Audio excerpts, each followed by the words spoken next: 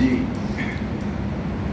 السلام علیکم ورحمۃ اللہ وبرکاتہ۔ ماہ رمضان کے بارے میں ایک دو بات جو عام طور پہ مشہور ہے، لیکن وہ اللہ تبارک و تعالیٰ کے دین کے اندر وہ بات نہیں، مشہور بڑی ہے۔ مثال کے طور پہ ماہ رمضان کے بارے میں یہ بات مشہور ہے کہ ماہ رمضان کے 3 عشرے ہوتے ہیں، یعنی 3 طاقے ہوتے ہیں۔ پہلا رحمت کا ہوتا ہے، یہ بھی مشہور ہے۔ دوسرا مغفرت کا ہوتا ہے، یہ بھی مشہور ہے۔ اور تیسرا جو ہوتا ہے اس میں جہنم سے آزادی ملتی ہے۔ تو قرآن و سنت میں ایسی کوئی حدیث نہیں ہے، قرآن و سنت میں نہ کوئی ایسی آیت ہے نہ کوئی ایسی صحیح حدیث ہے۔ قرآن و سنت میں تو جو ملتی ہے بات، حدیث کی 3 کتابوں کے اندر اس بارے میں ملتی ہے کہ نبی اکرم صلی اللہ علیہ وسلم نے فرمایا ان للہ، اللہ تبارک و تعالیٰ نے یہ ایک جس طرح کہتے ہیں نا قانون بنا دیا ہے، ان للہ عند کل فطر اتقا۔ اللہ تبارک و تعالیٰ پہلے روزے سے لے کے آخری روزے تک ہر روز ہی جس وقت ایک مسلمان روزہ افطار کرتا ہے، اللہ اس وقت مومن اس وقت روزہ افطار کرتا ہوتا ہے، کوئی کھجور پکڑتا ہے، کوئی پانی پکڑتا ہے، کوئی اور چیز پکڑتا ہے، کوئی چھوارا پکڑتا ہے، وہ پکڑ ایسے ایسے کر رہا ہوتا ہے، اور آسمان سے شہنشاہ کائنات کی طرف سے اعلان ہوتا ہے تجھے بھی جہنم سے آزاد، تجھے بھی آزادی، تجھے بھی آزادی، تجھے بھی۔ یہ ہر روز ہوتا ہے، یہ نہیں کہ اس کے دن میں پہلے پہلے دن سے ہی اللہ تعالیٰ کی رحمتیں ماہ رمضان میں اترنا شروع ہو جاتی ہیں، معافیاں ملنا شروع ہو جاتی ہیں۔ ایک تو ہے ہر روزے کے وقت۔ ایک حدیث میں آتا ہے کہ نبی اکرم صلی اللہ علیہ وسلم نے فرمایا وَلِلَّهِ قُطَقَا وَذَلِكَ فِي كُلِّ يَوْمٍ، اللہ تبارک و تعالیٰ کی طرف سے یہ اعلان ہوتا ہے ہر دن۔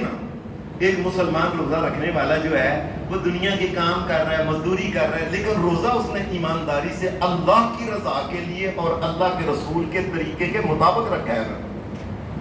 یہ دنیا کے کاموں میں لگا ہوا ہے، نمازیں پڑھ رہا ہے، آ رہا ہے، جا رہا ہے، اپنے کام بھی حلال کے جائز کر رہا ہے، لیکن اللہ کی طرف سے اعلان، وہ کاموں میں مصروف ہوتا ہے، اللہ کی طرف سے اعلان ہو جاتا ہے بجائے اور تجھے بھی معاف کر دیا، تجھے بھی جہنم سے آزاد کر دیا ہر روز۔ اور تیسرا حدیث کے اندر آتا ہے، نبی علیہ السلام نے فرمایا وَذَلِكَ فِي كُلِّ يَوْمٍ وَلَيْلَةٍ، ہر دن اور ہر رات، پورا مہینہ ہی اللہ لوگوں کو جہنم سے آزادیاں دیتے رہتے ہیں۔ 3 باتیں، اس لیے یہ بات کہ جی وہ پہلا یہ ہے، دوسرا یہ ہے، تیسرے میں وہ بات ٹھیک نہیں۔ پہلے دن سے ہی اللہ تبارک و تعالیٰ جہنم سے آزادی دے۔ ہم اللہ سے دعا کرتے ہیں یا اللہ، اے شہنشاہ کائنات، اے پوری کائنات کے داتا، ہمیں بھی، ہمارے ماں باپ کو بھی، آباء و اجداد کو بھی، تمام دنیا کے جتنے بھی موحدین، غیرت مند، جتنے بھی دنیا کے مسلمان توحید پرست ہیں، یا اللہ سب کو ہی جہنم سے آزاد کر دے۔ دوسری، روزے کے بارے میں ایک اور بات بڑی مشہور ہے کہ روزے کے دوران اگر کوئی آدمی ماہ رمضان میں روزے کے دوران یا راتی اگر کوئی ایک عمل کرتا ہے، ایک نفل، تو ثواب ملتا ہے 70 گنا۔ اللہ کی قسم یہ کوئی حدیث نہیں، صحیح حدیث نہیں، یہ کوئی صحیح حدیث نہیں، یہ کوئی صحیح حدیث نہیں ہے۔ اور اسی طریقے سے جی ماہ رمضان میں اگر کوئی ایک فرض پڑھتا ہے نا تو 70 گنا اس کو 70 فرضوں کا ثواب ملتا ہے، اور یہ بھی کوئی، اللہ کی قسم یہ کوئی حدیث نہیں صحیح ہے۔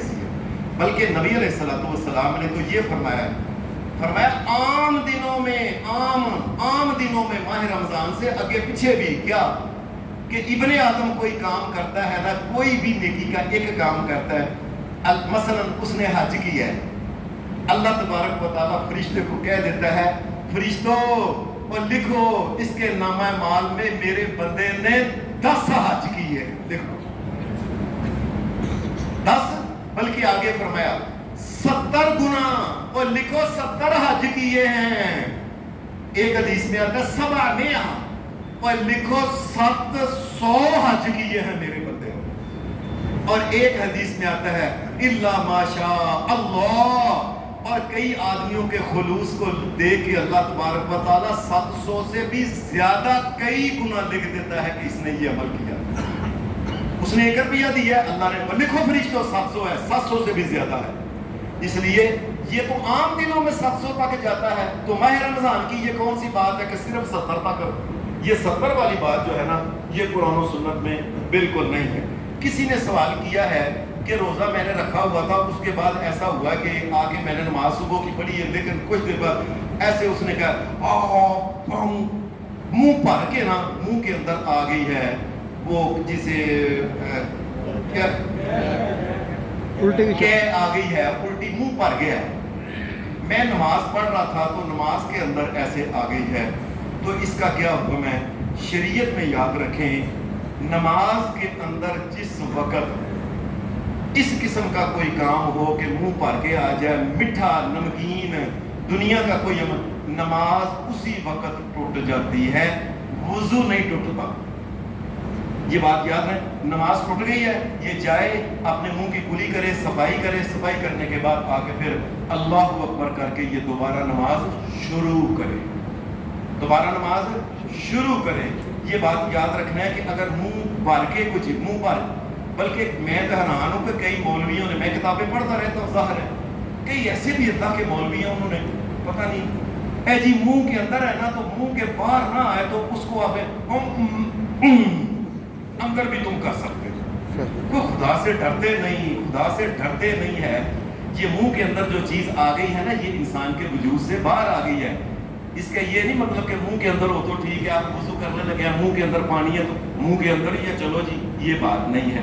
تو یہ جو ہے نا وہ وضو ٹوٹ جائے گا، وہ نماز ٹوٹ جائے گی، وضو اس کا نہیں ٹوٹے گا، یہ بات۔ لیکن اگر وہ نماز کے اندر نہیں، ایسے ہی عام، تو نہ وضو ٹوٹے گا، وضو بھی نہیں ٹوٹے گا، اس نے آ گئی ہے وہ جا کے تھوک دے باہر جو ہے اور اپنے آپ کی صفائی کر لے۔ اللہ دین اور شریعت پہ ہمیں روزہ تو ٹوٹے گا ہی نہیں نا، بالکل ٹھیک ہے، اس روزہ تو ٹوٹے گا ہی نہیں نا، بالکل۔ نماز صرف اس کی ٹوٹے گی اگر نماز کے اندر ہے، روزہ بالکل نہیں ٹوٹے گا۔ اگر ہاں، یہ میں نے پرسوں 14 حدیث بیان کی تھی، جان بوجھ کے اگر ایسے کام کرے کہ وہ کہے وَإِنِ اسْتَطَاعَ، جان بوجھ کے اگر کہہ کرتا ہے اپنے آپ کو ہاں کر کے الٹا سیدھا لمبا باندھا ہے، اپنے آپ کو کھڑا کر جان، پھر اس کا روزہ ٹوٹ جائے گا، اس روزے کی وہ قضا دے گا۔ صلی اللہ علیہ نبی